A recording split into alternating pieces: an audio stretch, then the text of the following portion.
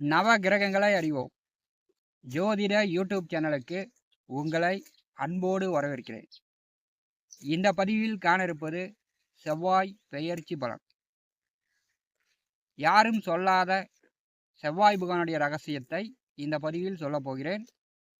இந்த பதிவை கடைசி வரை கேட்டு பயன்பெறுங்கள். நம்முடைய சேனலை பார்த்து கொண்டிருக்கக்கூடிய அன்பர்கள் சப்ஸ்கிரைப் செய்து கூடவே இருக்கின்ற ஆல் பட்டன் அழுத்திங்க. நன்றி.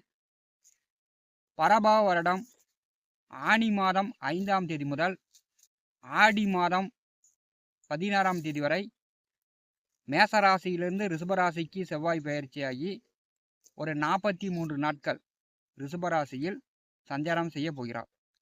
ஆங்கில தேதிப்படி 19/6/2026 முதல் 1/8/2026 வரை ரிஷபராசியில் செவ்வாய் பகவான் வந்து சஞ்சாரம் செய்வார். செவ்வாய் பகவானை பற்றி செவ்வாயுடைய ரகசியத்தை காணலாம். செவ்வாய் அப்படின்னாலும் செவ்வாய்க்கிழமை அப்படின்னாலும் பொதுமக்கள் வந்து செவ்வாய்க்கிழமையா அதில் வந்து எந்த நல்ல காரியமும் செய்யக்கூடாது, செவ்வாயோ வெறுவாயோன்னு போயிடும் அப்படின்னு பயந்துக்குவாங்க. பெரும்பாலும் செவ்வாய்க்கிழமையில் திருமணம், காது குத்து, கிரகப்பிரவேசம் இந்த மாதிரியான சுப காரியங்கள் செவ்வாய்க்கிழமையில் செய்வது இல்லை. செவ்வாய் பகவான் வந்து மங்களக்காரகன், திருமணக்காரகன், பெண்களுக்கு வந்து கலத்தரக்காரகனாக செவ்வாய் பகவான் வருகிறார். ஆண்களுக்கு வந்து செவ்வாய் வந்து தைரியத்தையும் வீரத்தையும் அளிக்கக்கூடியவர். செவ்வாய் அப்படின்னாலே அதிக கோபம், முரட்டுத்தனம், அதிக கோபம், ஆத்திரம், பிடிவாதம் குடும்பத்துக்கு ஆகாது அப்படின்னு சொல்லுவாங்க. ஜாதகத்தில் வந்து ஆணாக இருந்தாலும் பெண்ணாக இருந்தாலும் செவ்வாய் தோஷம் வந்து மிக கடுமையானது, கொடுமையானது. பலருக்கு வந்து 40, 45, 50, 55 ஆனாலும் திருமணம் என்பது ஒரு எட்டாக்கனியாகவே திருமணம் நடைபெறாமலே பலருக்கு வந்து சென்று கொண்டிருக்கிறது. செவ்வாய் தோஷம் வந்து திருமணத்திற்கு மட்டும் இல்லை, வேலை, தொழில், உத்தியோகத்திற்கும் செவ்வாய் தோஷம் வந்து ஒரு பிரச்சனையாகவே இருக்கிறது. செவ்வாய் வந்து நிலமகன். செவ்வாய் வந்து ஜாதகத்தில் கெட்டுவிட்டார் என்றால் வீடு, இருப்பிடம், சொத்து சார்ந்து பிரச்சனைகள் கூடுதலாக இருக்கும். செவ்வாய் பகவான் வந்து சனியோடு சேர்ந்தால் அந்த ஜாதகன் வந்து தைரியத்தை இழப்பார், தன்னுடைய சகோதரனை இழப்பார், தன்னுடைய கௌரவம், மதிப்பு, மரியாதையை இழப்பார். ஜாதகன் வந்து ரோசத்தால், பிடிவாதத்தால் பூர்வீக சொத்தையே ஒரு காலகட்டத்தில் இழந்து விடுவார். வேலை, தான் சம்பாதித்த பணத்தையும் செவ்வாய் தோஷம், செவ்வாய் சனி சேர்க்கை உள்ளவர் ஒரு காலகட்டத்தில் இழப்பார். செவ்வாய் வந்து ஆயுதங்களால், வண்டி வாகனங்களால் பார்த்தீங்கன்னா விபத்து, ஆயுதங்களால் காயம், வெட்டு, அறுவை சிகிச்சை என்று உடல் வந்து வேதனைப்பட வைத்திரும்.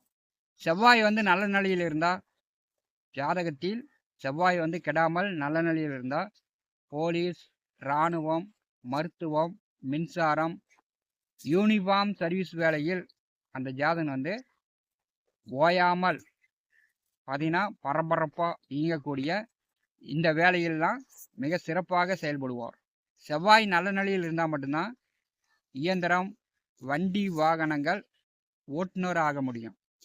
செவ்வாய் நல்ல நிலையில் இருந்தால் தான் விவசாயம், ஆடு மாடு நல்ல வளர்ச்சியை ஏற்படுத்தும். சுய ஜாதகத்தில் செவ்வாய் பகவான் கெட்டு விட்டார் என்றால் அந்த ஜாதகனுக்கு வீடு, நிலம், சொத்து சார்ந்து, சகோதரன் சார்ந்து, உடம்புல வந்து இரத்தம் சார்ந்து பிரச்சனைகள் வந்து கூடுதலாக வந்துடும். சுய ஜாதகத்தில் செவ்வாய் பகவான் வந்து கெட்டு விட்டார் என்றால் பூமியில் உயிர் வாழும் வரை பிரச்சனையை அனுபவிக்கக்கூடியதாக இருக்கும். அதாவது மங்களங்கள் இல்லாமல் போயிடும். மேசம், விருச்சிக ராசிக்கு அதிபதியானவர் செவ்வாய். மேசம், விருச்சிகம், மகரம், மிதுனம், கன்னி இந்த ராசி லக்னத்தில் பிறந்தவர்களுக்கு சொத்து சார்ந்து பிரச்சனைகள் இல்லாதவர்கள் யாருமே இருக்க முடியாது. 12 ராசி அன்பர்களுக்கும் விரிவாக தனித்தனியாக செவ்வாய் பெயர்ச்சி பலன் காணலாம். மேச ராசி அன்பர்களுக்கு செவ்வாய் பெயர்ச்சி பலன் காணலாம். மேச ராசிக்கும் விருச்சிக ராசிக்கும் அதிபதியானவர் செவ்வாய். அதாவது 1 8ஆம் வீட்டின் அதிபதி. கடந்த 45 நாட்களாக ஜென்ம ராசியில் செவ்வாய் பகவான் ஆட்சி பெற்று சென்றார். இப்போ வந்து மேசராசி என்பதற்கு பெரும்பாலும் உங்களுக்கு மனதளவிலும் உடல் அளவிலும் கடந்த 3 மாதமாக உங்களுக்கு வந்து மனதளவிலும் உடல் அளவிலும் பிரச்சனைகள் ஏற்பட்டிருக்கும். ஒரு நிம்மதி இல்லாத பொழப்பு கடந்த 2 மாதமாக மேசராசி என்பதற்கு இருந்திருக்கும். அடுத்து வரக்கூடிய ஒரு 43 நாட்கள் தனம் வாக்கு குடும்பஸ்தானத்திலே செவ்வாய் சஞ்சாரம் செய்ய போகிறார். கோச்சாரத்தில் 2ஆம் வீட்டில் செவ்வாய் வரும்போது கண், நாக்கு, பல், முகம் சார்ந்த பிரச்சனைகள் வரும். ஒரு சிலருக்கு பார்த்தீங்கன்னா பல் வலி வரும். பல் வந்து எடுக்கக்கூடிய நிலை, பிடுங்கக்கூடிய நிலை, அல்லது நாக்கு சார்ந்த வலி, இந்த கொப்பளம் இந்த மாதிரிலாம் வரத்துக்கு வாய்ப்புண்டு. 2வது வீட்டிலே செவ்வாய் செல்லும்போது கூர்மையான ஆயுதங்களால் குடும்ப பெண்கள் குழம்புக்கு வந்து காய்கறி அறியும் போது கூர்மையான ஆயுதங்களை பயன்படுத்தும் போது நீங்கள் வந்து காய்கறிகள் பார்த்து பத்திரமா அறியணும். 2ஆம் வீட்டில் செவ்வாய் செல்லும்போது கை காலில் வந்து காயம் ஏற்பட்டு ஒரு சொட்டு ரத்தனாச்சும் வெளியேறக்கூடிய அமைப்பு உண்டாயிரும். 2ஆம் வீட்டில் செவ்வாய் செல்லும்போது மேசராசி என்பளுக்கு பார்த்திங்கன்னா கண் வலி, பல் வலி, முகத்தில் காயங்களையும் ஏற்படுறதுக்கு வாய்ப்புகள் உண்டு.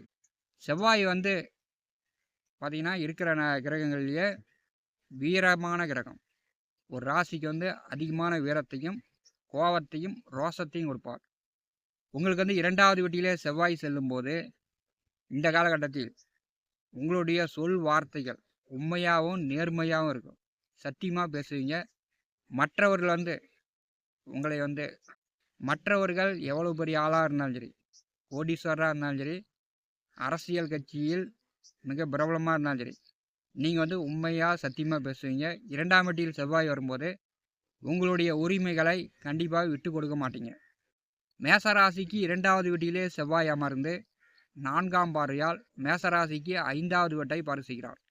பூர்வ புண்ணிய புத்திரஸ்தானத்தை செவ்வாய் பார்வை செய்யும்போது இந்த காலகட்டத்தில் குழந்தைகள் சார்ந்து செலவுகள் உண்டு. பூரிய தொழில் செய்து கொண்டிருப்பவர்களுக்கு, அதாவது விவசாயம், மண், நிலம், பூமி சார்ந்த தொழில் வேலை செய்யக்கூடியவர்களுக்கு இந்த காலகட்டம் வந்து கொஞ்சம் கூடுதலாக உழைப்பு இருக்கும். அதற்கு தகுந்த மாதிரி கூடுதலான வருமானமும் இந்த காலகட்டம் மேச ராசி அன்பர்களுக்கு உண்டு. மேச ராசிக்கு 5வது வீட்டை செவ்வாய் பார்வை செய்யும்போது உங்கள் குழந்தைகளுக்கோ அல்லது உங்களுக்கோ தீ காயங்கள், நெருப்பு காயங்கள் ஏற்படுறதுக்கு வாய்ப்புண்டு. கொஞ்சம் கவனமாக இருங்க. மேசராசிக்கு 5வது வீடு சூரியனுடைய வீடு.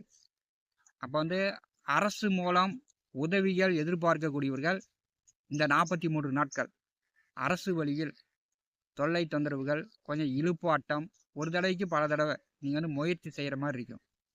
மேசராசிக்கு 2வது வீட்டிலே செவ்வாய் நின்று 7ஆம் பார்வையால் மேசராசிக்கு 8வது வீட்டை பார்வை செய்கிறார். இப்போ பெரும்பாலும் பார்த்தீங்கன்னா நீங்கள் வந்து உண்மையாக சத்தியமாக தான் பேசுவீங்க. ஆனால் மற்றவர்கள் அதை வந்து புரிஞ்சிக்க மாட்டாங்க. நீங்கள் வந்து போய் பித்தலாட்டம் பேசுகிற மாதிரி உங்களை வந்து மற்றவர்கள் அசிங்க அவமானப்படுத்தக்கூடிய சூழ்நிலை உண்டு. 8வது வீட்டை செவ்வாய் பகவான் 7ஆம் பார்வையால் பார்வை செய்யும்போது நெடுஞ்சாலை, வண்டி, வாகன போக்குவரத்தில் மேசராசி என்பவர்கள் கொஞ்சம் பொறுமையாக போயிட்டு பொறுமையாக வர்றது நல்லது. தேவையில்லாமல் பக்கத்தில் இருப்பவர்களிடம், பெற்றோர்களிடம், உடன் பிறந்தவர்களிடம், சொந்தக்காரர்களிடம் மேசராசி என்பவர்கள் இந்த காலகட்டத்தில் பேசாமல் இருப்பது நல்லது. இல்லைன்னா வந்து நீங்கள் ஒன்று சொல்லி அவங்க ஒன்று சொல்லி வீணான சண்டை சச்சரவுகளும் வரத்துக்கு வாய்ப்புண்டு. செவ்வாய் பகவானுடைய 8ஆம் பார்வை மேசராசிக்கு 9வது வீட்டின் மேல் விழுகிறது. 9வது வீட்டை செவ்வாய் பார்வை செய்யும்போது முருகனுடைய அருள் பரிபூர்ணமாக கிடைக்கும். அறுபடை முருகன் ஸ்தலங்களுக்கு மேசராசி என்பவர்கள் இந்த காலகட்டத்தில் சென்று வாருங்கள். முருகனுடைய தரிசனம், முருகனுடைய அருள் பரிபூர்ணமாக கிடைக்கும்.